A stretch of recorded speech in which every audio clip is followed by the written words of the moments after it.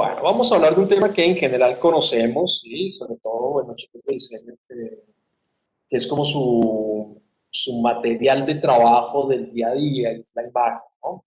Entonces, nos va a servir para la publicidad, que seguramente lo vieron para allá en segundo semestre, recordar un poquito las condiciones técnicas de la imagen digital, sobre todo la imagen de bitmap o de mapa de bits.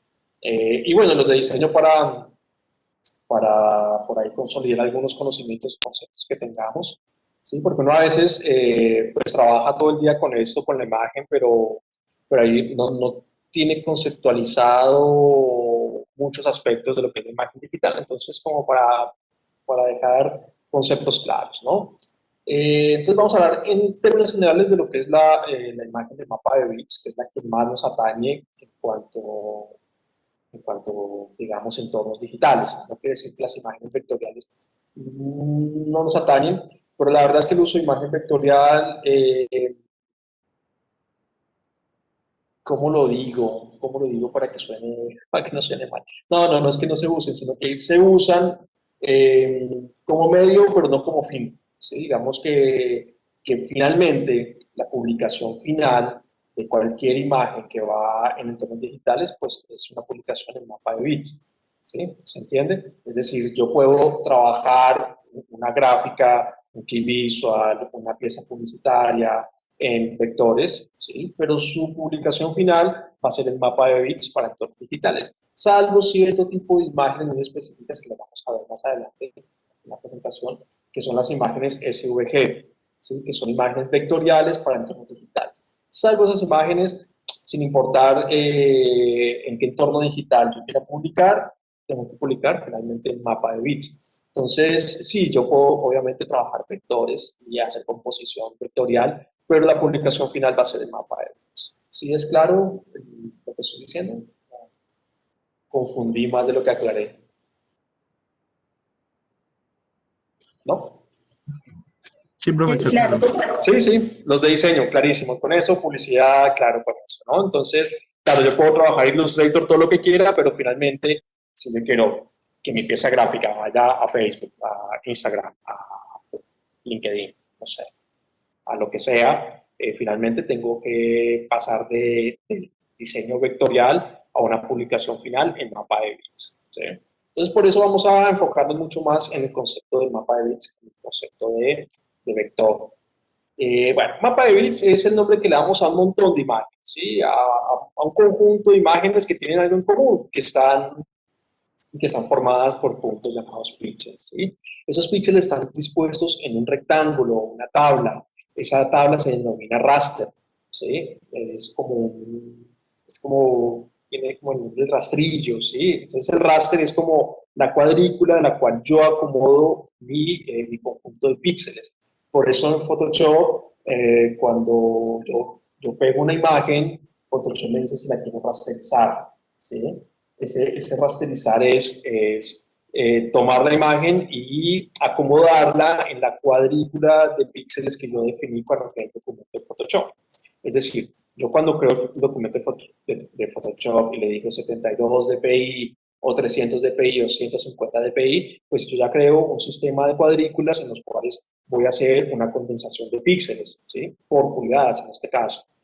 Cuando yo traigo imágenes externas, pues la imagen externa que traigo, la que bajo de internet, la que descargo en FreePic, la que descargo en Pexel, la que descargo en Splash, lo que sea, ¿sí? Ya tienen su propio raster, con su propio conteo de píxeles. Entonces, claro, yo traigo una imagen con un conteo de píxeles diferente a mi documento que tiene su propio conteo de píxeles, pues no son coincidentes, ¿sí? Entonces, por eso Photoshop en un momento dice, que es rasterizar esta capa, es convertir esta capa al conteo de píxeles de nuestra documentación final. Eso es algo que si debo hacerlo, si lo quiero hacer, lo debo hacer al final del documento, o sea, ya cuando estoy seguro que voy a hacer una publicación. Porque una vez yo hago el raster de píxeles de una imagen en el documento de Photoshop, no hay vuelta atrás, digamos, no hay vuelta atrás. Y si yo necesito redimensionar la imagen y lo que hice fue bajarla al raster de píxel, la voy a pixelar, ¿sí? Voy a romper los píxeles porque ya está acomodada al raster del documento. Bueno, cada píxel contiene la información de color, ¿sí? Cuando hablamos de píxel hablamos sí, digamos, en términos técnicos como un haz de luz que contiene información de color, la cual puede o no contener transparencia y esto se consigue combinando, bueno, ya sabemos, rojo, verde y azul, ¿sí? Los colores de pantalla se mueven en este modo de color de RGB. Ya lo vamos a ver más adelante. Algunos conceptos pueden conocerse con distintos nombres, y eso es algo que es medio raro, ¿sí? Eh, pero a veces nos referimos a la misma cosa, pero simplemente se trabajan con diferentes nombres. Y eso depende de las denominaciones de otros lenguajes.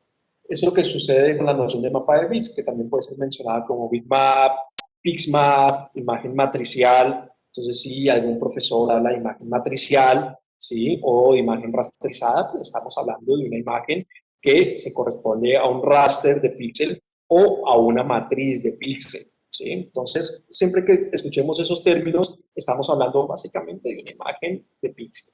¿Sí? Bitmap, pixmap, imagen matricial, que es un término muy usado para gente pues, en ciertos ámbitos. Se utiliza imagen matricial o imagen rasterizada.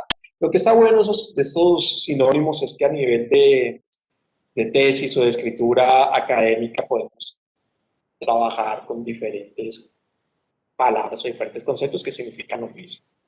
Bueno, la idea del raster proviene del latín rastrum, que es un rastrillo, que a su vez deriva de raspado.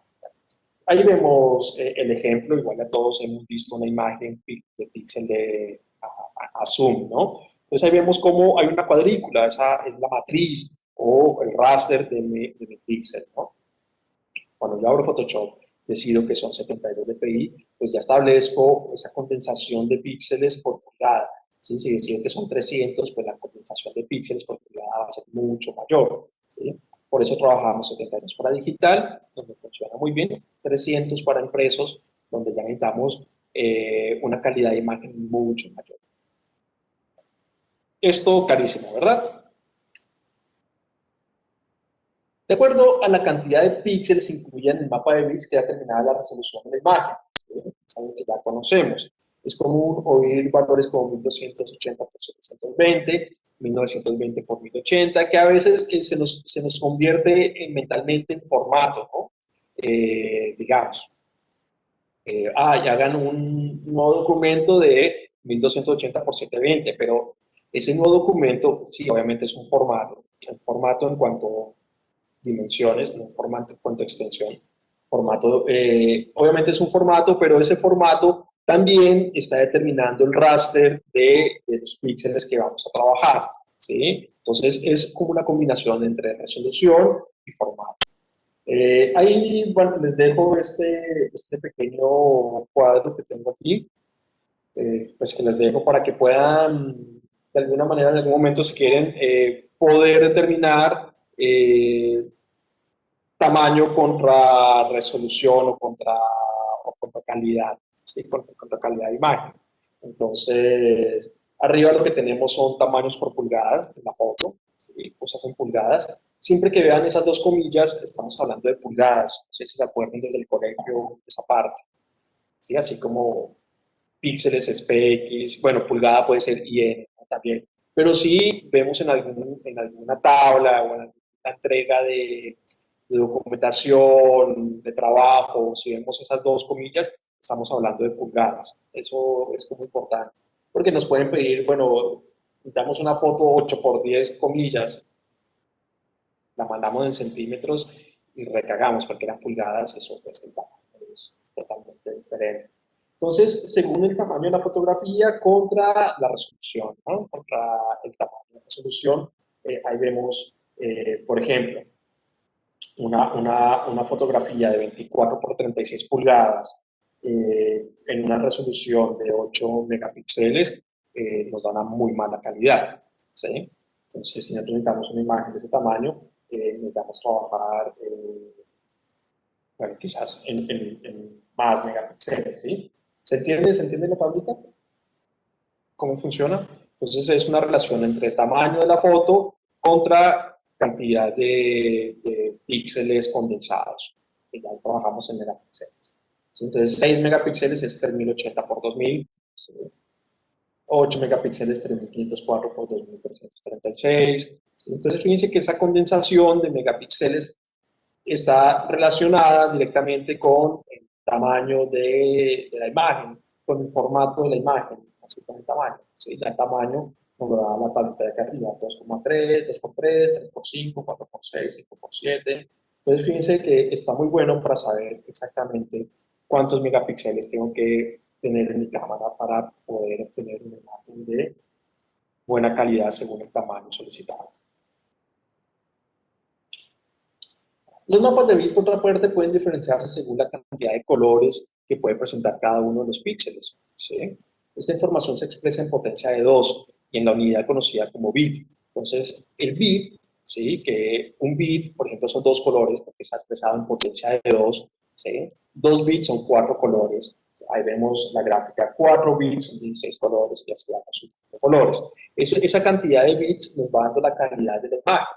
El mínimo aceptable para impresos es de 16 bits, ¿sí? Siendo 24 y 32 más comunes. Entonces, cuando yo voy a trabajar medios impresos y estoy definiendo mi documento de Photoshop, o mi documento en Illustrator, bueno, sobre todo en Photoshop, que me pide la profundidad de bits, pues si yo voy a trabajar impresos, necesito trabajar con 16 bits, ¿sí? Que me da una proporción de color pues enorme, una proporción de millones de colores, muchos más colores de los cuales el ojo humano puede reconocer.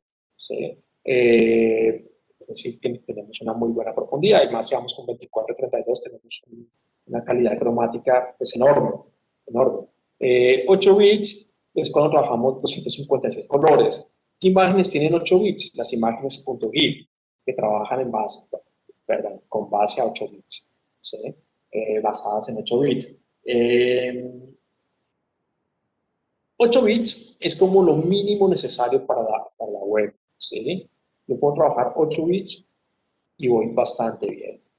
Yo siempre prefiero trabajar un poquito más alto en web, ¿sí?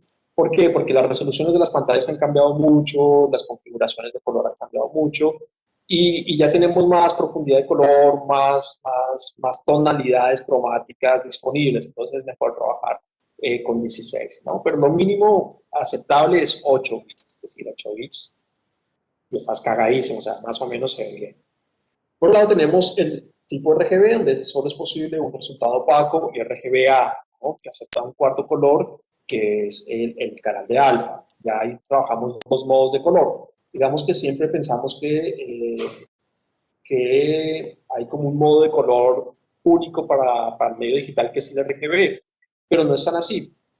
Realmente tenemos RGB y RGBA, que nos dan canal de alfa. O sea que no es una propiedad exclusiva, digamos, de ciertas extensiones de imágenes, sino que es todo un concepto de uso del color en pantalla. En web, por ejemplo, vos puedes trabajar el color de diferentes maneras. Una forma de trabajar el color es con su canal de alfa, que nos da pues, una transparencia en cada uno de los canales RGB.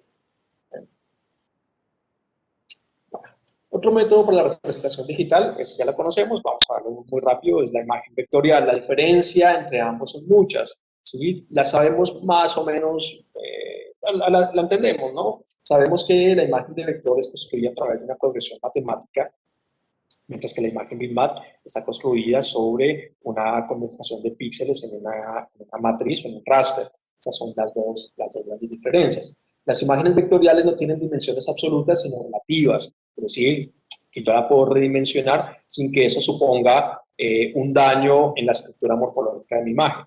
¿Sí? Para dar un ejemplo práctico, supongamos que dibujamos un triángulo y que medimos las distancias entre sus vértices. Si quisiéramos ampliarlo, pues ese simplemente no se deforma o no se pixela, ¿no? Y eso, digo, no se pixela pues porque no está basado en píxeles, ¿sí? Lo visualizamos a través de píxeles de pantalla, pero su conformación no está basada en rastros de píxeles, sino en una progresión matemática, ¿sí? En el caso de los mapas de bits, bueno, sabemos que resulta imposible porque no tenemos una progresión matemática, sino que estamos delimitados por el raster o por la matriz de píxeles que definimos antes. Entonces, al querer romper esa matriz, pues básicamente rompemos la condensación de píxeles y es cuando vemos las imágenes pixeladas, ¿no? Entonces, es como las dos diferencias. La idea del vector, ¿alguien sabe de dónde viene? Es como dato aparte, ¿no? Datos de importancia que ocupa espacio en la cabeza. ¿Alguien sabe dónde se inventó el vector? No, no se inventó el vector, pero se le dio aplicación práctica en diseño. Pues la única que yo había escuchado era en la clase de física, un vector como una dirección, algo así. Sí, sí, sí, no digamos que no se inventó lo que digo. El lugar donde se le dio aplicación práctica fue en la Renault, ¿sí? Con un ingeniero llamado Blazer. Blazer creó una línea Blazer, que es la línea que ustedes trabajan todo el tiempo en Illustrator, que es la línea que tiene dos ángulos y que permiten las angulaciones orgánicas, ¿sí? Entonces fue como el primer lugar donde se le dio una aplicación de diseño al vector, fue dentro de la casa Renault, fue en el diseño de automóviles. Como para que, información sin ninguna importancia, pero que nos hace quedar bien en algunas conversaciones. Bueno, entendemos la diferencia entre vector y imagen de bitmap, ¿verdad? Eso es claro. Sí. ¿Sí? ¿Para todos? ¿Claros? ¿Clarísimo? Bueno, sigamos hablando de esa imagen de bitmap. Una imagen de bitmap no es más que un archivo que contiene información de la imagen transformada y almacenada en forma de unos y ceros, ¿sí? Entonces lo que tenemos básicamente es digamos, una progresión algorítmica, por decirlo así. Por esto que desde que existen los medios gráficos digitales se ha buscado una forma de convertir una imagen óptica a digital con la menor pérdida de información posible, y ese es como el gran reto de la industria de la imagen digital, es siempre encontrar formatos que permitan tener mayor calidad con menos peso, digamos, condensar la mayor cantidad de información posible en formatos muy pequeños, y es aquí donde empieza la guerra de los formatos, vamos a ver algunos. Obviamente retener todos esos datos es relativamente sencillo, pero de esta forma se quedarían archivos de imágenes enormes. Era necesario comprimir la información de una forma eficiente, ¿sí? Entonces aquí es cuando empezaron a hacer los .png, los .jpg, los .gif, ¿sí? Porque son formatos que lo que buscan es comprimir información de una manera eficiente, es decir, mostrar la mayor cantidad de información de ese mundo óptico o análogo transformado al mundo digital con la menor pérdida de información, o sea, perder la menor cantidad de información. La compresión de imágenes requeriría necesariamente desechar la información menos relevante. Y aquí hay algo que seguramente ustedes vieron, es que aquí pasa algo muy curioso. Aquí, con la compresión de la imagen, ¿sí? Con la imposibilidad de comprimir, o con la compresión de la imagen y la imposibilidad de poder retener toda la información de la realidad, sucedió algo, y es que este hecho práctico le dio la razón a una teoría de la, de la semiótica, ¿no? Que es la teoría del triángulo persiano, donde desde el índice hasta el icono y hasta el símbolo siempre vamos a tener una pérdida de información sobre su anterior, ¿no? ¿Se acuerdan del triángulo de Peirce? Entonces, digamos, el icono solamente es un reflejo de una parte de lo que es el elemento de la realidad, ¿no? Por eso tiene su rasgo inicial, y de ahí saltamos al signo y al símbolo, donde el símbolo ya es una total abstracción de la realidad, donde ya ni siquiera a veces tenemos una relación directa con la realidad. Por eso siempre el ejemplo de la palabra perro, aunque no vemos un perro, entendemos que en nuestra cabeza se forma un símbolo mayor que es el perro, ¿no? Nosotros generalmente en diseño trabajamos en la primera parte del triángulo persiano, que es la parte de la iconocidad, que tiene que ver con las referencias con el mundo análogo. Y sabemos que hay una pérdida, o sea, Peirce nos dijo, del mundo análogo al mundo icónico, pues hay una pérdida, porque el icono jamás va a poder condensar toda la realidad de ese mundo real, análogo. Y con las imágenes pasó lo mismo, ¿sí? La imagen digital, la fotografía digital o la fotografía análoga, de igual manera, no puede representar todo el mundo análogo que quiere representar. Entonces siempre vamos a tener una pérdida. La imagen digital siempre supone pérdidas, ¿sí? Eso es algo que debemos tener claro. no solamente a nivel conceptual, sino a nivel óptico técnico. ¿Sí? Tenemos una pérdida del mundo análogo, del mundo de la realidad. Y esa es la lucha por las cámaras, por los desarrolladores, de reducir esa pérdida, ¿sí? Y a veces en esa reducción de pérdida lo que tenemos es una simulación, ¿sí? Simulamos realidades para simular no tener pérdidas. Es cuando ciertas cámaras, y aquí también viene el gusto de los fotógrafos por ciertas cámaras digitales, hay ciertas cámaras que simulan colores, ¿sí? Ponen colores donde realmente no existe ese color, ¿sí? Y a veces las vemos muy bonitas, son fotografías que quedan muy lindas, quedan muy subidas de tono y de color, pero son colores que no se condicen con la realidad. Eh, Ejemplo, la cámara del iPhone, ¿sí? Voy a cerrar la ventana, perdón.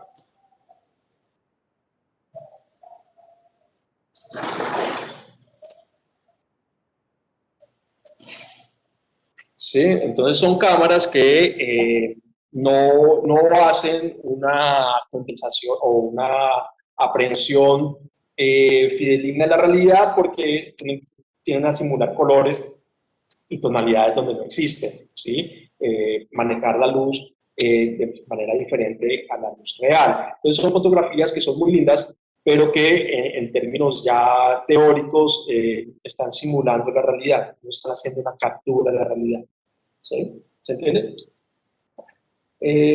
La compresión de imágenes requería necesariamente desechar la información menos relevante y aquí empezaron a surgir diferentes métodos de compresión de archivos, que son los tipos de extensión que conocemos. ¿No? Luego comenzó la revolución web y se hizo necesario crear formatos más agresivos que contuviesen menos información para que el archivo final pesase cada vez menos. ¿Sí? La web ha hecho que esta guerra entre los diferentes formatos se haya agudizado mucho.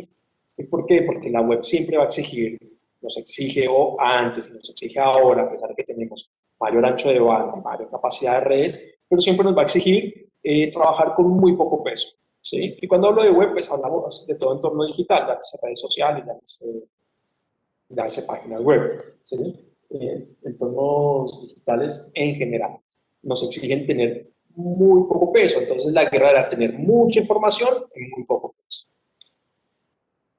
Entonces aquí vemos dos imágenes diferentes. A través del WebEx no se nota mucho la diferencia, pues ustedes están viendo la presentación desde sus máquinas. Ahí vemos la diferencia entre un JPG y un GIF, o sea, la misma imagen, cómo vemos el color, ¿no? Entonces, mientras que la imagen de la izquierda del JPG pesa 38K y nos da una calidad de color enorme, estamos hablando ya de millones de colores, el GIF nos da 256 colores por un peso de 80K. ¿Sí? Entonces, eso fue uno de los grandes problemas que tuvo el GIF o que tuvo que afrontar el GIF, que el GIF estuvo casi a punto de desaparecer como formato hasta que fue retomado por las redes sociales por una capacidad que tiene el GIF de guardar diferentes secuencias de imágenes y simular movimiento, ¿no? Puedo simular entre comillas, porque el cine también simula movimiento, los videos simulan movimiento. Pero bueno, si no fuera por esa capacidad del GIF de guardar diferentes imágenes para simular movimiento dentro de un formato, que es básicamente un formato de bitmap de imágenes, hubiera desaparecido. ¿Sí? Porque su relación calidad-peso es malísima. Nos da una calidad de imagen horrible por un gran peso. ¿Sí? Algo que el JPG lo hace muy bien. El JPG comprime muy bien, nos da pesos muy bajos y calidades de colores muy altas. ¿Vamos bien ahí? ¿Dudas hasta ahora? Profe, yo quería preguntarte algo. Sí, dime. Es que en estos días le estaba mandando un archivo de un logo a una muchacha, pero pues era como la prueba. Se lo estaba mandando como para que ella me dijera por WhatsApp si le parecía que estaba bien o no, para poder finalizar el proceso y todo eso. Sí. Y me decía que el tamaño era se excedía lo que yo podía mandar por WhatsApp. ¿Uno cómo hace para bajarle como eso a los archivos? O sea, ese tamaño se le puede bajar en algún momento. ¿Vos dónde lo hiciste? ¿En Illustrator? Sí, señor. Bueno, Illustrator tiene una opción que es exportar, guardar para web. Y eso te crea un archivo inmediatamente de baja calidad, de buena calidad, pero de baja calidad. Es decir, lo van a ver bien en entornos web. O sea, si lo vas a imprimir, se ve un asco. Pero en una pantalla de celular, una pantalla de computador, se ve bien. ¿Sí? Vos vas a Illustrator y dices exportar, guardar para web. Entonces, él elige el artboard con el que estás trabajando y ese artboard lo exporta para web y ese ya va en una imagen de bitmap de baja resolución. ¿Sí? Y ese lo puedes compartir fácilmente en WhatsApp. ¿Sí? Ah, listo, listo. Eso Gracias. es como una buena solución, porque seguramente vos, no sé, exportaste el artboard, ¿sí? JPG, o no sé en qué se lo mandaste, JPG supongo. Sí, sí, señor. Bueno, entonces supongo que vos exportaste así nomás, exportar, y uno elige JPG, elige el artboard y ya. Lo que pasa es que esa exportación está pensada para impresión. Recordemos aquí algo importante, cuando yo abro Illustrator, Illustrator por defecto piensa que vamos a trabajar para impresos. Es así, ¿no?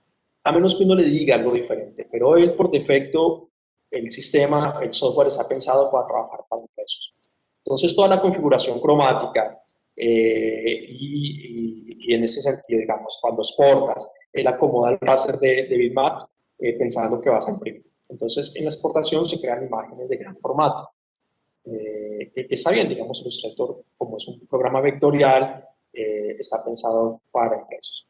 Entonces, pero si tienes opción de exportar y hay una exportación, le dices guardar para web. Al igual que Photoshop, Photoshop tiene la misma opción, exportar, guardar para web.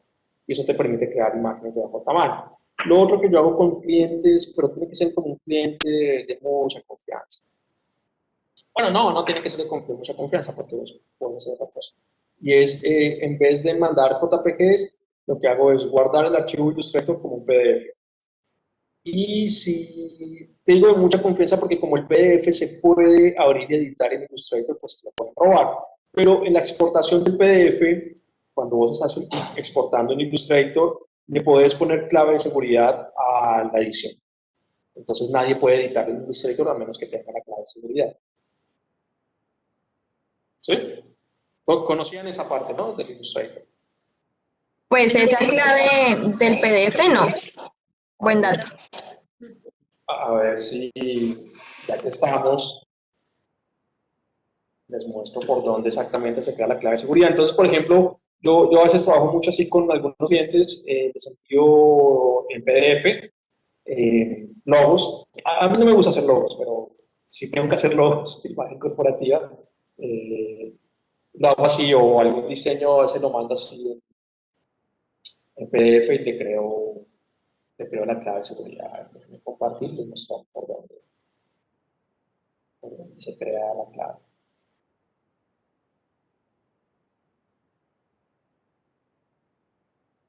Bueno, digamos que, por ejemplo, esta presentación, ay, no, cagué. No, sí, digamos esta presentación. Yo la hice aquí en Illustrator y le digo simplemente guarda como, ¿sí? Guardar como un PDF. Pues aquí le digo, bueno, guardate como PDF. ¿Sí? Voy a reemplazar esta. Sí, que la quiero reemplazar. Bueno, y aquí, en las opciones, lo primero intenten siempre mandar el PDF a impresión de alta calidad. ¿Sí? Conservar capas de edición de Illustrator, no, para eso guardo mi Illustrator y eso va a hacer que te baje el peso del PDF. Eso siempre está en check, digo no. Y aquí en seguridad me dice, bueno, solicita contraseña para abrir un documento. No, esa no la pongan porque si no, cada vez que el cliente va a abrir un documento va a pedir contraseña. Pero aquí abajo dice, usar una contraseña para habilitar la edición de los ajustes de seguridad y permiso. Entonces aquí sí le ponen una contraseña, cualquier cosa. 1, 2, 3, 4. ¿Sí? Yo le digo guardar PDF y ahí me va a pedir refrendar la contraseña, 1, 2, 3, 4, y ahí creo mi PDF. Va a cancelar porque no me va a dejar crear. Y listo. Y eso se lo puedes mandar a tu cliente y tu cliente, si te lo quiere robar, pues no va a poder abrir el PDF en Illustrator, digamos. Igual si te lo quieren robar, te lo van a robar. Profe, eso iba a decir, no le puede tomar como un pantallazo y se lo roba. Sí, pero igual, si te lo quieren robar, te lo roban. Ponen a otro diseñador a que redibuje encima, lo que sea. Uno más o menos lo hace como para, no, para guardar cierta seguridad, pero la verdad es que si das con un ladrón, no hay nada que hacer. A mí me pasó con la gente de, ¿conocen esa vaina Zero Extreme? Quizás. Es una vaina del adelgazar, no sé qué. No sé. ¿Conocen ese producto? Sí, marca de agua, algo así. Este imbécil de Zero Extreme, que es un producto malísimo para adelgazar, me pidió como un boceto de página web, no sé qué cosa más. Y yo confié mucho porque era el esposo de una amiga. Entonces, le hago yo el boceto al tipo. Y le mandé como el boceto junto con la propuesta de la propuesta económica. Y el tipo no me volvió a llamar y tiempo después me da por entrar a la página de Celestine y se había robado completamente cosas. Mal robado, ¿no? Porque siempre que te roban queda mal. Pero bueno, si das con un ladrón, te van a robar igual. Sí, eso no hay vuelta atrás. ¿Sí? Y siempre la vida no da con algún ladrón. ¿Sí? Hay como que dejarlo ir, fluir. Y encima son cosas que no, con las cuales es muy difícil protegerse, ¿sí? ¿Cómo hago yo para protegerme cuando trabajo ahora en web? A partir de ahí encima, empecé a hacer eso, que a mí no me gustaba, pero lo hago. Y no, porque si no lo tenés registrado, tendrías que registrar antes de propiedad intelectual y eso en Colombia es un lío, ¿sí? En Argentina, por ejemplo, registrar propiedad intelectual es mucho más sencillo. Es como una vaina muy sencilla. Yo hablo de Argentina porque fue el lugar donde trabajé, no sé, otros lugares. Pero es muy, muy sencillo. Aquí no, aquí es más complejo. Entonces, lo que yo hago para protegerme con el cliente es que pido avance. Yo no arranco un trabajo si no tengo el 40% en mi cuenta. ¿Sí? Si no hay 40%, no hay trabajo. Entonces, no, yo, aunque al final, no, marica, no, lo siento. No, es que sin el 40 no arranco, no arranco, mi querido amigo, lo que sea, mi querida amiga, mi querido amigue, lo que sea. ¿Sí? Yo sin el 40% yo no arranco ningún trabajo. Y ya eso me compromete también a mí como diseñador y compromete al otro a pagar. ¿Sí? Y por mal que me vaya, digamos que se haya robado mi diseño, pero bueno, le robé, me quedo con el 40%. ¿Qué es eso? También perdí el 60%, pero no perdí el 100%. Pero ya es muy raro que eso pase cuando una persona acepta darte un pago por adelantado, ya se compromete con vos. Entonces yo trabajo a 40% en adelantado, 60% entrega final a satisfacción. Y ahí vamos bien. O lo que hace otra gente es tener un contrato que vincule las dos partes. ¿Sí? Es como formas de cuidarse un poquito. Bueno, continuamos. Vamos a hablar un poquito del formato JPG, que es como el formato que más usamos. ¿Sí? Vamos a hablar de algunas cositas muy específicas de este formato. Perdón. Siglas de Joint Photographic Experts Group, el nombre del grupo que creó este formato, es decir, el formato que creó un grupo. Este formato es importante saber que es licenciado, ¿no? Para es el formato más utilizado hoy en día, sobre todo en cámaras para fotografías de internet, por su capacidad de conseguir imágenes suficientemente reales porque guardan una gran información cromática y con un gran número de colores, ¿no? Este formato soporta, eso es muy importante, este formato soporta los modos de color CMYK y RGB y la escala de grises sin canal de alfa, ¿no? Y eso es lo que sabemos casi todos, pero en JPG yo no tengo canal de alfa, no tengo transparencia.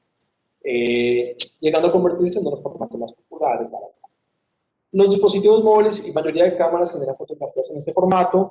Es muy utilizado en Photoshop. Es un formato con pérdida de información, es decir, que siempre vamos a tener pérdida de información cuando trabajamos JPG. Vamos a tener mucha pérdida de información. Hay formatos que tienen menos pérdida de información. pero en esa relación de información, calidad o de pérdida de calidad es el mejor formato. Si vamos a editar una imagen varias veces con un programa de edición gráfica como Photoshop, cada vez vamos a perder más calidad en la fotografía. Eso es algo a tener en cuenta, ¿no? Por eso, digamos, no rasterizamos fotografía, porque cada vez que rasterizamos perdemos calidad, o cada vez que hacemos una redimensión de la foto en Photoshop perdemos calidad, ¿sí? Entonces, es algo importante. Es un formato que al traerlo a entornos de edición siempre va a perder un poquito de calidad cada vez que hacemos alguna edición sobre el mismo.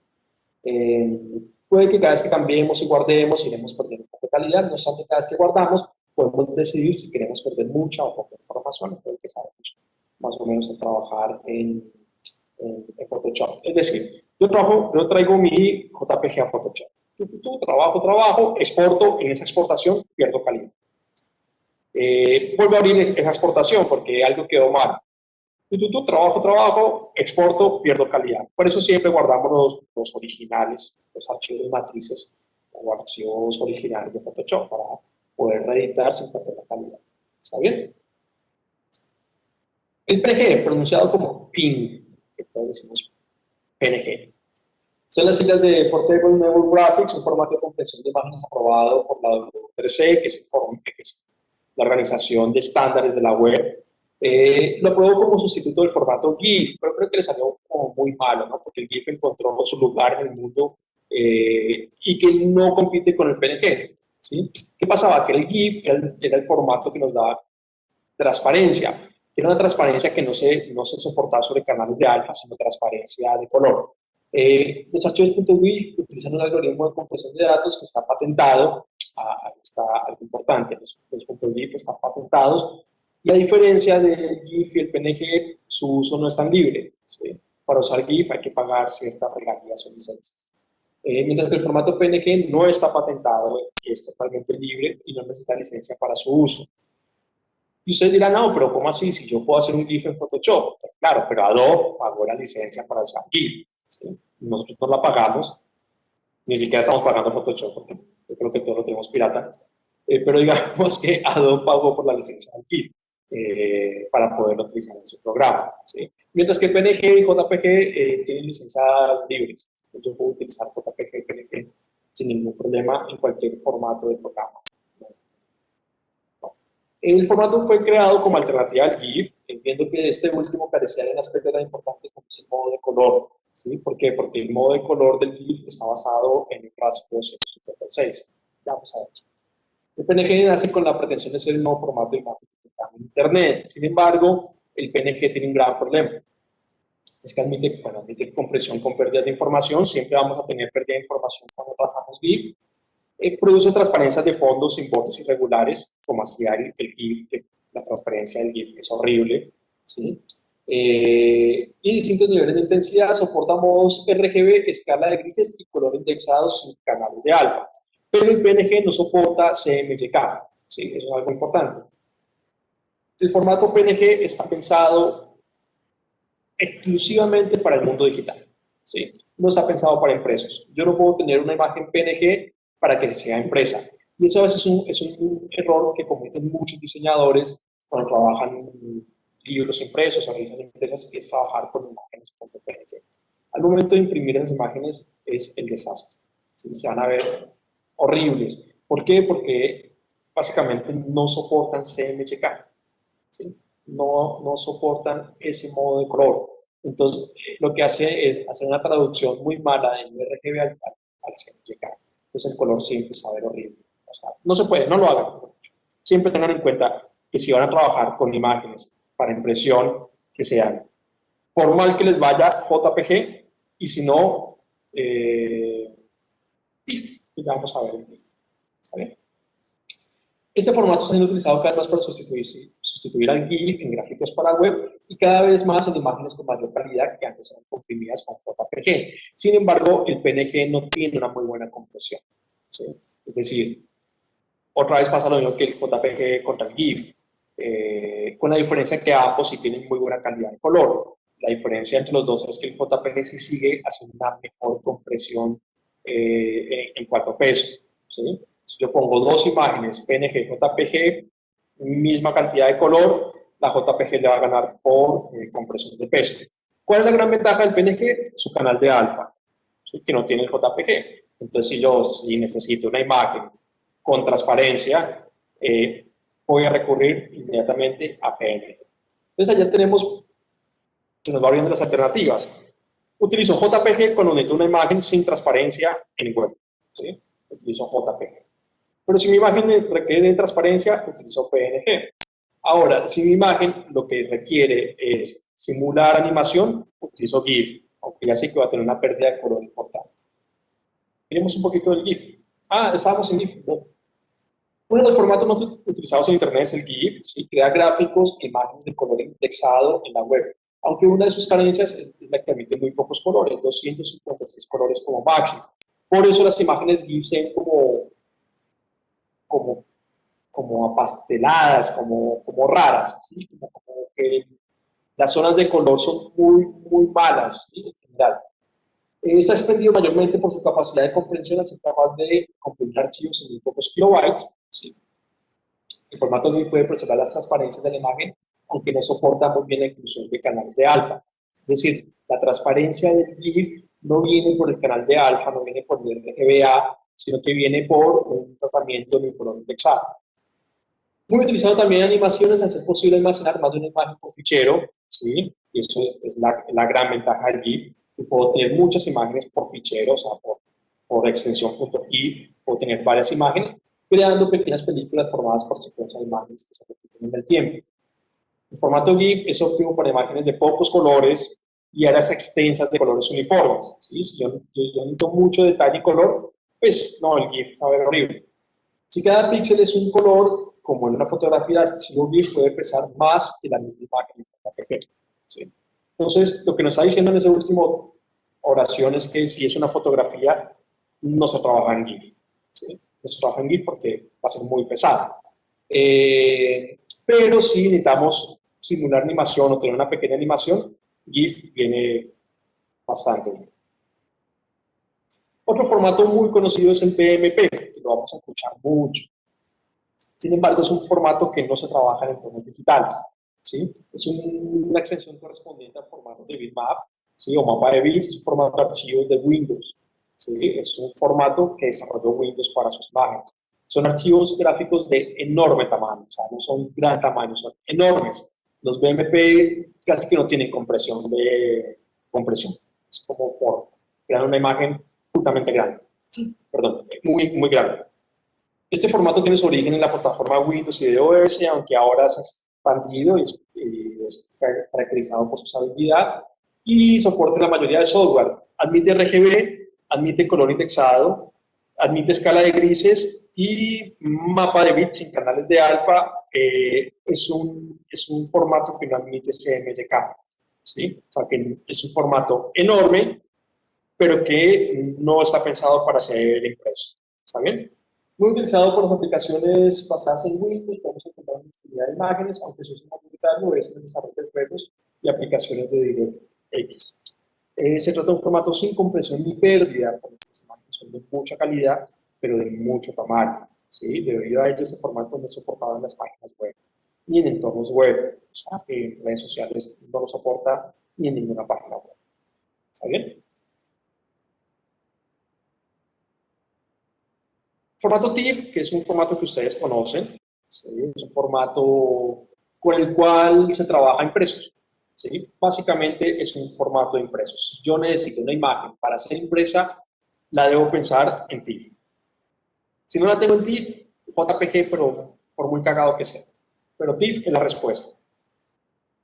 Bueno, es un archivo de imágenes con etiquetas, un formato de archivo de gráficos de mapa de bits, es decir, es una imagen matricial o de raster, desarrollado en el 87 por Aldus y pertenece como licencia a la DOM.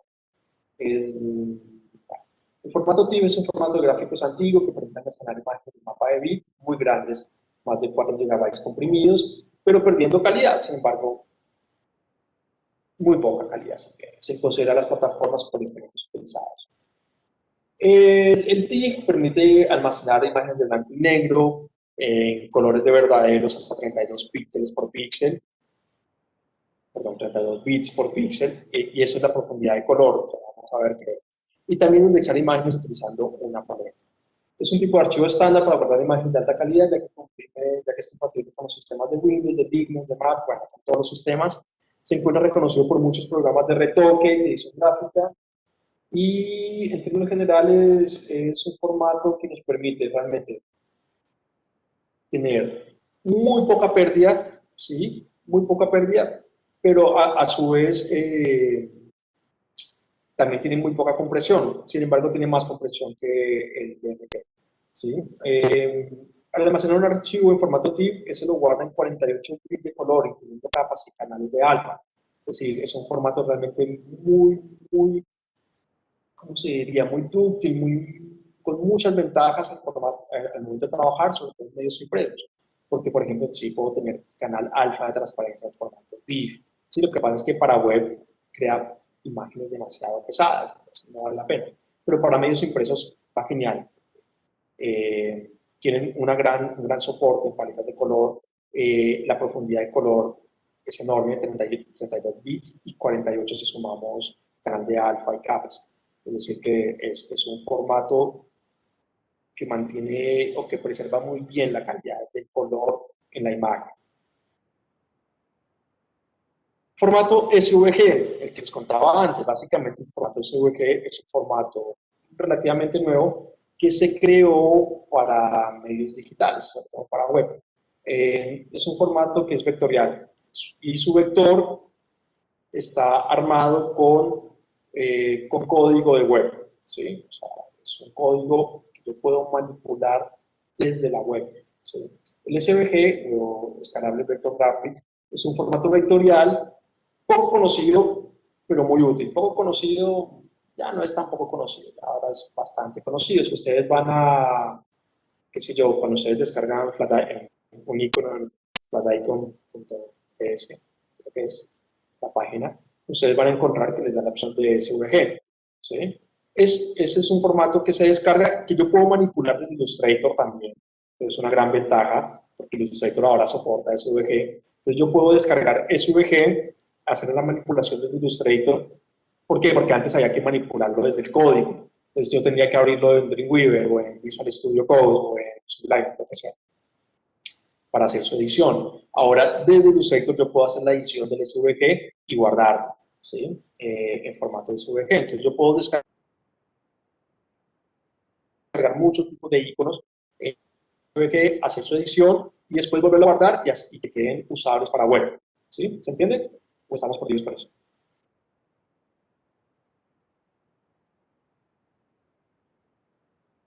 Chicos, se fueron, se durmieron. Sí, profe. Profe, Sí. o sea, ¿este va a abrir solo es como en línea o qué?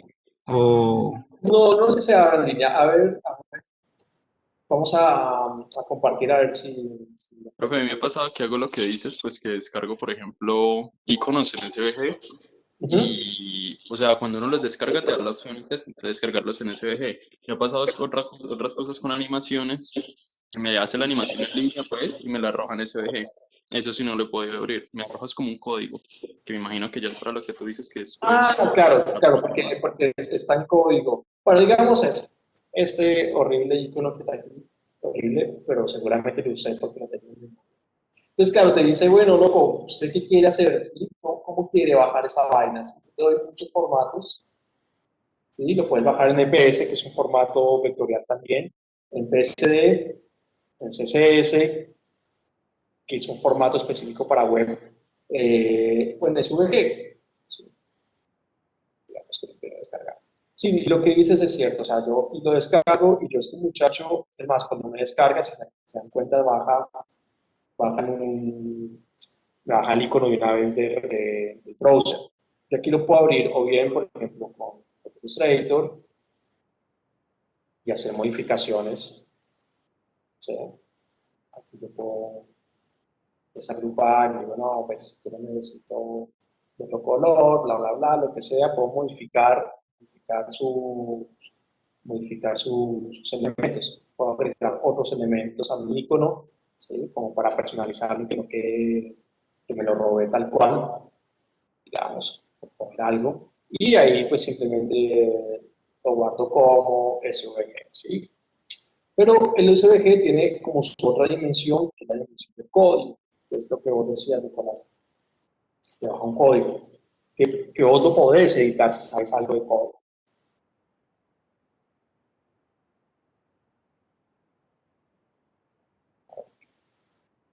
Digamos, ese es el código de este icono, que es un icono muy sencillo. Si vamos a abrir un momento, pues digamos que ahí abrió en el, no sé, en el Internet Explorer. Aquí, listo, me abrió en Internet Explorer. Entonces, digamos, yo puedo hacer modificaciones sobre el icono si conozco parte de su codificación. Vamos a decir que tienen ahí un color, CSS. No sé qué parte del icono les dice que sea gris. ¿Sí? Vamos a ver. Ah, bueno, ahí está. ¿Sí? Entonces yo lo puedo también editar desde la codificación. Pero hay que saber un poco de codificación. ¿Sí? Yo no sé casi nada, puedo agregar color y ciertas cositas más. Pero claro, te da el código. Es un código de web, es un código basado en etiquetas de HTML, ¿sí? Que vos podés manipular y obtener resultados en tu diseño. ¿Para qué es bueno el código? Como es un código, yo lo puedo manipular en mi página web. Entonces, cuando yo estoy construyendo páginas web, puedo manipular, por ejemplo, que cuando el mouse pasa por encima del objeto, el objeto cambia el color. ¿Sí? Las ventajas del SVG es que al ser vectorial, ¿sí? Al estar basado en un código que crea progresión matemática vectorial, en las páginas web responsive, aquellas que se adaptan a diferentes formatos, pues no tenemos pérdida, ¿no? Es como un vector pensado para web. ¿Listo? Profe, Dime. Sí, profe. una pregunta con respecto a lo del PNG. Ajá. Sí. Tú dices que eso no sirve para impresión, ¿no? Pero digamos que uno está haciendo un trabajo en el tablero y necesita incluir una imagen sin fondo, ¿no? Que lo Sí. va a tener con otros elementos, pero al final eso va a ser impreso. O sea, ahí eso afectaría en algo si uno incluye una imagen PNG, no sé si me hago entender. Sí, en ese sentido, pero vos me decís, en el momento de editar, Sí, digamos que uno está haciendo una función o algo así y necesita meter un logo o algo así sin fondo, que es, y está en formato PNG esa imagen. Y le, no, TIFF. Ahí tenés que utilizar TIFF. en TIFF meterla al software de TIFF. Sí, digamos, vos estás haciendo algo en InDesign Ajá, sí. y necesitas el logo sin fondo, tenés que utilizar TIFF. O sea, es lo recomendable. InDesign creo que te soporta el PNG. Por el momento de imprimir como esa imagen dentro de sus características técnicas de extensión no soporta CMYK, te va a interpretar el color de una manera bastante mala. ¿Sí? Entonces, eso que ves rojo, porque estás viendo realmente el rojo de RGB, al momento de llevarlo al rojo de CMYK, se puede convertir en un bordeaux, por ejemplo. ¿Sí? Porque va a bajar mucho la tonalidad del color. Entonces, lo mejor es que lo lleves en TIFF. O lo otro, bueno, es hacer la composición entera en Photoshop, por ejemplo, y ahí ya hacer la exportación final. ¿Sí? O sea, digamos, en Photoshop sí puedes bajar el PNG, bla, bla, bla, para hacer la exportación final ya los portadas como CMYK y ya el reinterpreta el color y lo que tenemos es una exportación final al color correcto. ¿Sí? Ah, listo, o sea que al final salga con otro tipo de formato. Sí, sí, o sea, vos puedes, digamos, trabajar el JPG, digamos, porque descargas la imagen, viene JPG, pues la trabajas, por el momento de hacer la exportación final de esa imagen, la exportas ya en otro formato, en el TIFF, por ejemplo. O, por ejemplo, en InDesign uno puede relacionar directamente los PSD, ¿sí? Que muchas personas trabajan así, relacionan directamente el PSD. ¿Sí? Cuando uno relaciona desde el InDesign, uno dice, no me acuerdo, control D o command D, y no pega la imagen, digamos, completamente la enlaza, uno puede enlazar PCDs. Así no tienes que exportar y puedes trabajar con tu archivo matriz. Lo que pasa es que eso va a crear unos archivos de unos pesos enormes, ¿sí? Pero es posible trabajar así también. Bueno, el formato SVG es para muchos un total desconocido, no sé si todos lo conocían o no lo conocían, algunos sí, otros no. Cuando queremos colocar un gráfico en la web, en la mayoría de ocasiones estamos por JPG o alguna vez por PNG o GIF, en caso de necesitar transparencia o animación. Lo que muchos no saben es que podemos usar factores y archivos vectoriales para su uso en navegadores.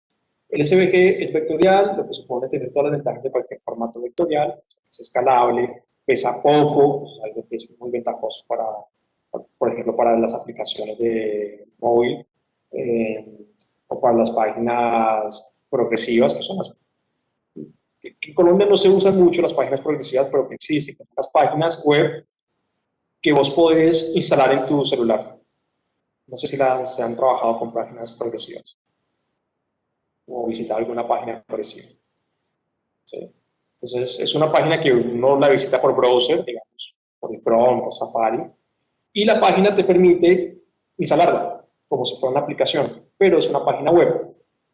No sé por qué en Colombia no es tan común, pero es que es un formato, es un modo de página web muy ventajoso, porque vos lo instalás, sin embargo, no te come recursos del celular. Entonces es mejor que una aplicación. ¿Sí? Aquí todavía estamos como muy pegados en la aplicación. ¿Qué pasa con las aplicaciones? Que las aplicaciones comen recursos del celular. Las páginas progresivas son como aplicaciones, se instalan así como un icono en tu móvil, pero los recursos los toma desde el servidor. Obviamente, siempre tienes que estar con una conexión para trabajar, pero lo mismo sucede con muchas aplicaciones. Muchas aplicaciones sí o sí necesitan estar conectadas a Internet para trabajar. Así sucede con las páginas progresivas. Entonces, son páginas que se instalan en tu máquina, pero que comen el recurso del servidor y no de tu celular. No de tu celular. Entonces, puedes tener muchas aplicaciones que realmente son páginas progresivas y tu celular no sufre porque no estás consumiendo ni su memoria, ni su procesador, ni nada. Lo procesa el servidor donde está alojada la página. Son bastante chéveres. Vamos a ver si en algún momento despegan en Colombia. Todavía estamos muy pegados con la aplicación como tal. Bueno, el formato CVG es un formato abierto, estándar y basado en XML. XML es un formato de arreglo de información, ¿sí? Desde las etiquetas de HTML, o sea, pensado en la lógica de etiquetas de HTML, pero es para organizar información. Pero básicamente la lógica sigue esto de las etiquetas de HTML. Aunque las primeras versiones no se podían ver en los diferentes navegadores, hoy ya es un estándar que funciona sin problema en todos los navegadores, y esto de los navegadores es un problema con las imágenes, ¿sí? Porque hoy en día ya están como todos muy bien organizados en ese sentido, pero antes no todas las imágenes eran soportadas, no todos los formatos de imágenes eran soportados por todos los navegadores.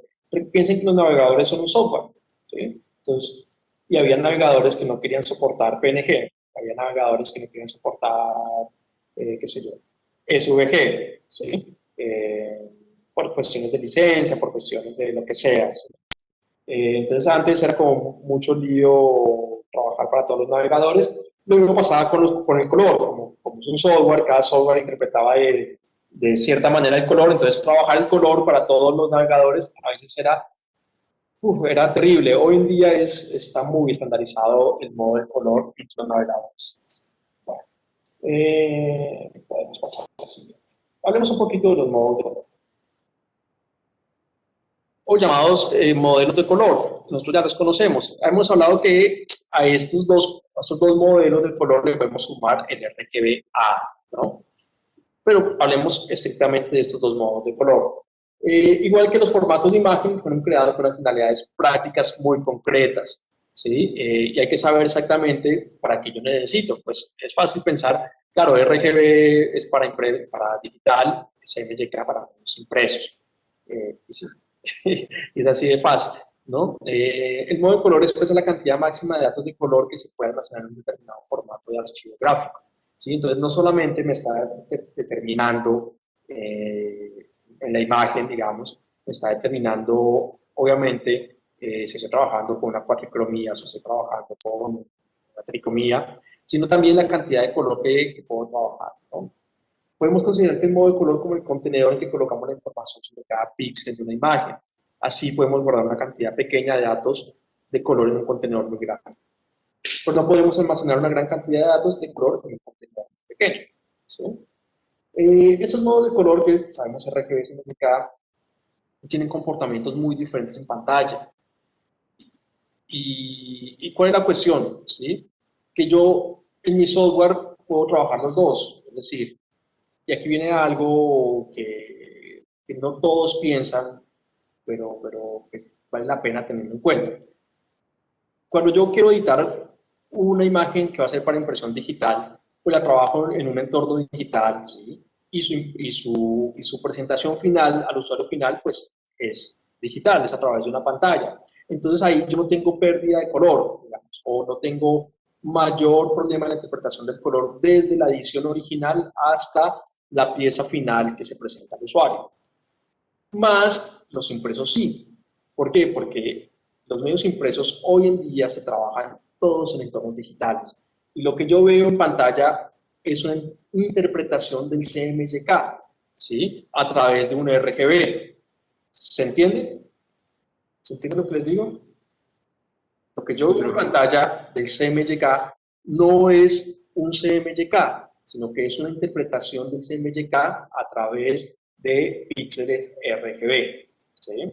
Entonces, eso quiere decir que yo nunca estoy trabajando con el color real que va a ver el usuario final del medio impreso. ¿Sí se entiende? Pero nunca, nunca. Aún usando paletas Pantone, ¿sí? Que el Pantone, los que han trabajado Pantone, el Pantone es como un modelo de color perteneciente a una empresa específica, que es la empresa Pantone, que tiene como un catálogo de colores, catálogos de colores. Y los Pantones, cuando yo voy al impresor, pues no se logran con CMYK, o sea, no es con cuatricromía, sino que son tintas especiales. ¿Sí? Si yo hago un diseño en Pantone cobalto, azul cobalto, pues el impresor me toca decirle, mire, hueva, este azul no es MYK, sino que es un azul cobalto Pantone. Entonces necesitamos comprar la tinta Pantone azul cobalto. Sí sabían eso, ¿verdad? Sí. ¿O no? Sí, profe. ¿Y esas tintas hay que comprarlas como por internet directamente o normalmente los impresores tienen alguna? No, normalmente el impresor la tiene, pero entonces hay que saber, y ahí depende el impresor. San Nicolás, pues hay que buscarlo. No creo que exista un impresor de San Nicolás que maneje Pantone, o quizás sí, porque son tintas caras, ¿sí? Y no sé si todos, por ejemplo, todos los clientes estén dispuestos a pagar una impresión con Pantone. Yo no sé cómo dicta el profesor Caicedo lo de imagen corporativa. Pero cuando yo vi imagen corporativa era como una obligación elegir un Pantone para el cliente. O sea, alguno trabajaba con paletas Pantone. ¿Por qué? Porque eso creaba como cierta exclusividad y el cliente con el que trabajaba pues tenía un Pantone específico. ¿Sí? No eran cochinos MYK, sino que tenía un Pantone específico que lo reconocía como marca. O hay muchos clientes viejos, por ejemplo, y eso se ve en las marcas muy viejas. El color rojo de Kodak no es un color que exista en CMYK, ¿sí? O no es un color que exista en Pantone, es un color que es rojo Kodak, ¿sí? Es una tinta específica que se preparó para Kodak, ¿sí? Y así trabajaban muchos clientes antes, ¿sí? Como que preparaban una tinta específica para ese cliente. Obviamente se puede hacer en CMYK, ¿sí? Uno calibra el color y algo medianamente parecido va a tener. ¿Sí? Lo mismo pasa con el Pantone, uno más o menos calibra los colores y algo parecido al Pantone que elegí, el azul cobalto, por ejemplo, pues va a tener. Pero sin embargo no va a ser lo mismo. Pero bueno, amén de eso. Nosotros abrimos InDesign, abrimos Illustrator, trabajamos nuestro libro, nuestra revista, pero nunca estamos trabajando con el color real. O sea, nuestro color de pantalla es una interpretación de lo que podría llegar a ser el color real. Por eso, no sé si les ha pasado, siempre va a haber un abismo cromático entre el diseño de pantalla de una revista y la revista impresa. ¿Sí? Y en la revista impresa empiezan a jugar otros factores. que es la máquina que imprime, ¿sí? Que de ahí depende el punto o el chorro de impresión, que hace el tamaño del punto de impresión. Depende del papel, la cantidad o la calidad o la capacidad de absorción de tinta del papel, y etcétera. Digamos que empezar a trabajar con otras variables. Por eso a mí no me gusta trabajar con medios impresos. ¿Sí? En general nunca me ha gustado. Porque trabajas con muchas variables, y los que son muy buenos diseñadores de impresos las tienen muy claras. Yo nunca me sentí capaz de hacerlo, ¿no? O sea, esa gente sabe, ok, vamos a imprimir con un papel de este gramaje, opalina qué sé yo, 20, y en esta máquina o con este impresor, entonces saben armar sus diseños perfectamente para que se vean bien, ¿sí? Manejas como muchas variables. Pero también tienen esa capacidad proyectual de poder visualizar cómo será el color impreso, porque como trabajas en pantalla, siempre estás teniendo una interpretación de lo que puede llegar a ser el color. ¿Está bien? Es decir, otra vez, CMYK. Ustedes saben que el negro en pantalla se logra por la ausencia total del color, mientras que en CMYK impreso se logra por la presencia de todos los colores. Por eso uno es sustractivo y otro es aditivo, ¿sí? Sin embargo, aunque estemos trabajando CMYK en color, perdón, en pantalla, pues el negro lo voy a tener apagando todos los píxeles, ¿sí? Entonces, ahí hay como que se birla la realidad, ¿sí? Hay un salto en la realidad entre la pantalla, entre el color de pantalla CMYK y el color real CMYK, ¿sí? Porque estamos todo el tiempo interpretando. Bueno, modos de color. Vamos a ver varios modos de color. El primer modo de color, bitmap, o monocromático, y son modos de color de un bit, ¿sí? Es decir, dos colores. Ofrece una imagen monocromática formada supuestamente por colores blanco y negro puros sin tonos intermedios entre ellos. En un bit, recuerden, expresado en potencia de 2, pues nos da blanco y negro. Ese modo maneja un solo canal en negro para trabajar imágenes monocromáticas de hasta 256 tonos de grises. Bueno, perdón, los modos de color escala de grises. Cuando trabajamos en modo de color escala de grises, que estamos en Photoshop, y aquí, perdón, voy a pasar, voy a hacer algo que es importante para cuando trabajamos Photoshop. Vamos a ver que abra y se demora. En Photoshop nosotros tenemos varias o por lo menos dos rutas para generar, para hacer que una imagen se vuelva imagen en escala de grises, ¿sí? Pero vamos a ver que hay un problema, o que cada guía nos pone un problema diferente. Vamos a ver alguna imagen, no sé. Bueno, por ejemplo, veamos este.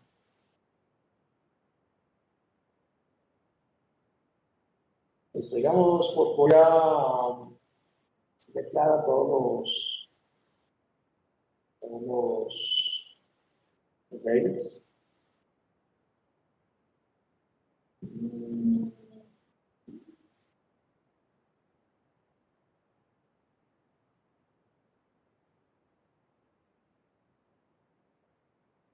Porque no me... Bueno, voy a rasterizar la foto del tipo para poder trabajar. Voy a rasterizar la capa, listo. La foto quedó rasterizada. Entonces, digamos que el diseño exige que la foto sea en blanco y negro. Yo puedo venir por acá y decirle a través de imagen, ajustes, por aquí, blanco y negro, ¿verdad? Es un modo de trabajo. ¿Qué pasa cuando yo lo doy blanco y negro de esa manera? ¿Sí? Yo le digo, ok, automático, por defecto. A ver. Ahí está. Quedó blanco y negro. Ahí ya tengo una pérdida de cromática muy importante, ¿sí? Entonces, si yo después quiero recuperar o quiero recuperar información cromática perdida, no lo puedo hacer. No lo puedo hacer. Y esa vaina ya no solamente perdí, o sea, la pérdida de color me hace que la foto, pues sí, se ve blanco y negro, pero también ha perdido muchísima información cromática y muchísima calidad. No se nota mucho, pero la foto, por la acción que tuvo, ¿sí? Por la acción que le indujimos, perdió calidad. Cuando trabajas en Photoshop, lo mejor es que filtren la capa, ¿sí? O sea, en vez de... Dime, La imagen se ve como azulada, cuando la pusiste en blanco y negro se ve como azul, un poquito azul, ¿no? ¿ustedes la ven azul? Aquí creo que tengo aquí unos filtros, Ah, ok. un filtro instalado por defecto, dice por defecto, pero no, tiene mucha cantidad de azul. Tienes razón. Bueno, lo ideal sería siempre trabajar aquí con los filtros de capa, ¿sí? En los filtros de capa, aquí tengo exterior, ¿dónde está el bonito? Aquí, blanco y negro, ¿sí? Entonces es lo mismo, solamente que me filtró la capa, o sea, no dañé mi imagen, ¿sí? Yo puedo quitar y poner el filtro porque el filtro se sobrepone como una capa más, ¿sí? Y aquí la puedo yo ponerme a trabajar en mis canales, ¿sí?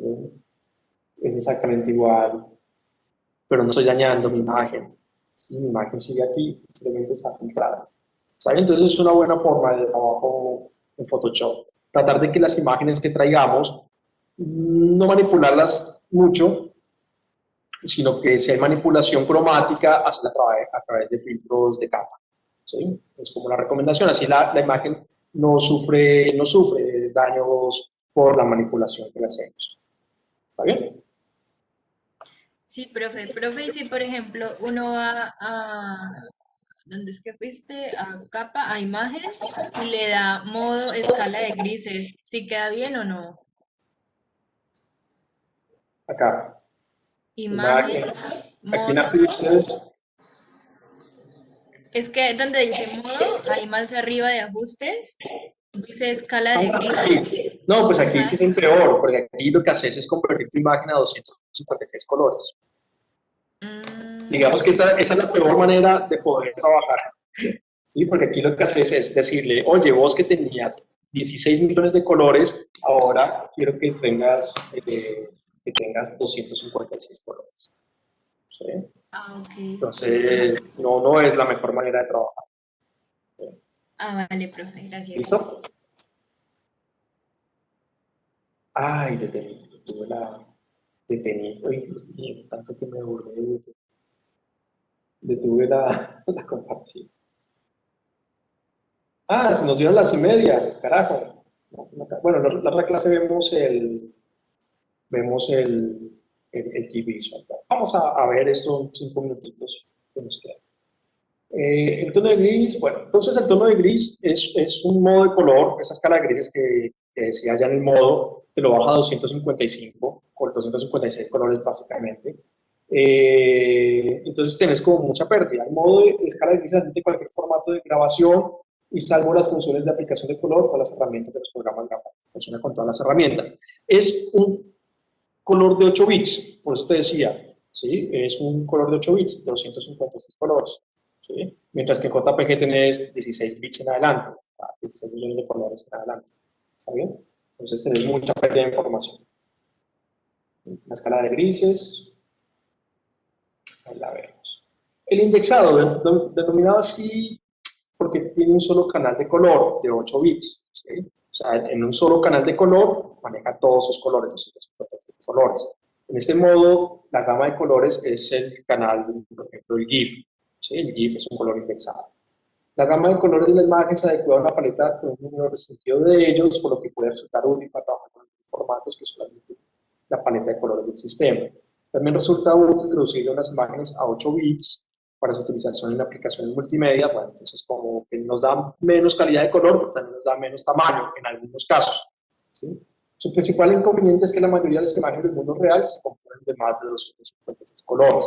Además, aunque admite efectos artísticos, muchas de las herramientas de los principales programas no están operativas en una paleta de colores tan limitada, ¿no? Entonces, claro, cambiar el modo de color de una imagen es destinarte a trabajar con muy pocos colores. Pero es otro modo de color, el color indexado. Más o menos así vemos los GIF, ¿sí? Porque la calidad cromática es muy baja. RGB o RGBA trabaja con 3 canales, ofreciendo una imagen tricromática compuesta por los colores primarios, ¿sí? Colores primarios de la luz, ¿no? Eso es importante, es algo que ustedes ven en teoría del color, ¿no? Colores primarios de luz, colores primarios de tierra que llaman, opacos. Cada color está constituido por 8 bits, ¿sí? O sea, cada canal está constituido por 24 bits en total. Con ello se consiguen imágenes a todo color con 16,7 millones de colores distintos disponibles, que es mucho más de lo que ve el ojo, ¿sí? El ojo no alcanza a ver 16 millones de colores. Es un modelo de color aditivo, ¿sí? O sea, la suma de todos los colores primarios produce un blanco, siendo el estándar de imagen de todo color que utilice con monitores de video y pantallas de ordenador. Entonces, es el modo de color que trabajamos, aunque trabajamos medios impresos, ¿sí? O sea, yo estoy trabajando RGB, aunque esté pensando que estoy trabajando CMYK, la verdad es que estoy trabajando RGB. Si estoy trabajando en una pantalla de computador, estoy trabajando RGB. Y el CMYK es simplemente una simulación de lo que podría llegar a ser la realidad. Las imágenes de color RGB se obtienen asignando un valor de intensidad a cada píxel, de 0 a 255, ¿sí? Y esa es la profundidad de color, lo que se llama una profundidad de color, para cada uno de los componentes del RGB. Es el modo más versátil porque es el único que admite todas las opciones de los filtros que proporcionan las aplicaciones gráficas. Aparte del canal de alfa, ¿no? Nos queda CMYK. Listo, CMYK y terminamos. Bueno, el CMYK trabaja con 4 canales de 8 bits, para trabajamos en pantalla, 32 bits de profundidad de color, ofreciendo una imagen cuadricromática compuesta de 4 colores primarios de impresión, cian, magenta, amarillo y negro. Yo les contaba que hay formatos de impresión que tienen 6 colores, ¿no? No solamente trabajan CMYK. Son muy raros, en Latinoamérica creo que ni siquiera existen, ¿sí? En Japón existen. No mucho más, en muchos otros países son raros, pero existen, ¿sí? Que trabajan cian, magenta, amarillo, negro, verde y naranja, que son los 6 colores que trabajan. Es un modelo de color sustrativo, ya que todas las suman los colores primarios producen teóricamente el negro, ¿no? Que proporciona imágenes a todo color y admite cualquier formato de grabación, siendo el más conveniente cuando se envía una imagen a impresora, a una impresora de color especial o cuando se desea separar los colores para la filmación. Ahí cuando dice para la filmación, estamos hablando de la película de impresión, ¿no? Para la filmación de video digital. Para separar los colores para la película de impresión o para la imprenta. Su principal inconveniente es que solo es operativo en sistemas de impresión industrial y en las publicaciones de alta calidad, ya que, exceptuando los escáneres de tambor que se reemplazan la fotomecánica, los restos de digitalizadores comerciales trabajan en modo RGB, ¿sí? Entonces, esos digitalizadores comerciales o el escáner que tenemos en casa, pues trabajan en RGB, ¿sí? Y simulan el CMYK. El proceso de convertir una imagen RGB al formato CMYK crea una separación de color. En general, es mejor convertir una imagen al modo CMYK después de haberla modificado. Es decir, modificar imágenes en modo RGB es más eficiente porque los archivos CMYK son un tercio más grandes que los archivos RGB. Lo que está diciendo claramente es que si yo tengo una imagen RGB y la quiero pasar a CMYK, la estoy cagando. Pero si yo tengo una CMYK y la quiero pasar a RGB, la interpretación del color es mucho más sencilla, ¿sí? Digamos que del RGB, escalar al CMYK es muy difícil, ¿sí? O sea, si yo estoy trabajando una revista impresa y descargo de casualidad para un artículo, una imagen RGB, pues tengo que pasar a CMYK y en ese traspaso de RGB a CMYK, mi imagen va a sufrir muchísimo a nivel cromático, ¿sí? Pero si yo bajo una imagen CMYK y la quiero traspasar a RGB, no va a haber tanto sufrimiento, porque pues, la pérdida de un canal, lo demás lo distribuye fácilmente entre los 3 canales. ¿Está bien? Bueno, la siguiente clase vamos a trabajar en un nuevo Key Visual, entonces, para que lo tengamos, pues claro, llegamos, damos vista y abrimos, bueno, primero abrimos nuestro blog de hojas de papel para hacer unos bocetos y después empezamos a trabajar al igual que hicimos con el de la clase pasada. ¿Está bien? Y bueno, nada, los dejo. Aquí para la revisión. Vale, profe. Está bien, profe.